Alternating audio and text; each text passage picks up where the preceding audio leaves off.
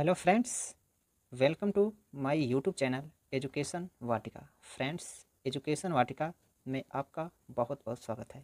Friends, आज हम सीखने वाले हैं चिन्हों का गुणनफल, जिसको इंग्लिश में मल्टीप्लिकेशन ऑफ साइन कहा जाता है। तो फ्रेंड्स, आज हम इसके कंसेप्ट को बिल्कुल पूरा कर लेते हैं, समझ लेते हैं कि इसका कंसेप्ट होता क्या है।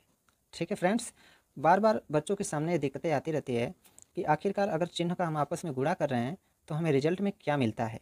ओके फ्रेंड्स, तो चलिए फ्रेंड्स, हम देखते हैं कि चिन्हों का गुणा हम किस प्रकार से आपस में कराएं तो रिजल्ट के रूप में, साइन के रूप में हमें क्या मिलेगा। फ्रेंड्स, सबसे पहले मैं आपको बता देना चाहता हूँ कि चिन्हों का गुणनफल प्राप्त करने से पहले हमें एक चीज़ समझना होगा, जिसका नाम है कोष्टक।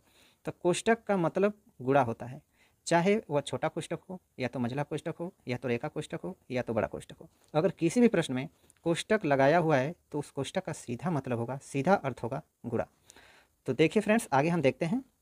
यहाँ पर देख रहे हैं आप, लिखा है चिन्हों का गुणा इज इक्वल टू, इधर लिखा गया है गुणनफल, अर्थात किसका गुणनफल? चिन्हों का गुणनफल।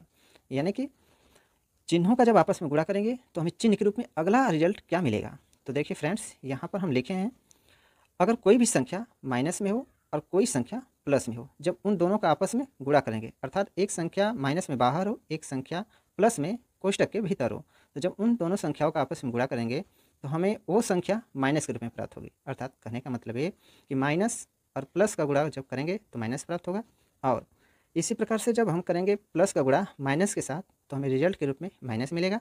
और जब हम माइनस का गुणा माइनस के साथ करेंगे, अर्थात माइनस एक संख्या रहेगी, एक संख्या फिर माइनस में रहेगी और वो कोष्टक के अंदर रहेगी, तो जब दोनों का गुणा करेंगे तो प्लस में आएगा।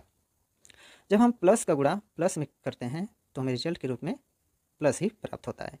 तो फ्रेंड्स, आइए इन चिन्हों को हम एक एक उदाहरणों से समझते हैं कि ये होते क्या हैं, कैसे प्राप्त किए जा सकते हैं। ओके फ्रेंड्स, तो देखिए फ्रेंड्स, अब हम लेते हैं एक उदाहरण। जैसे पहला उदाहरण हम ले लेते हैं।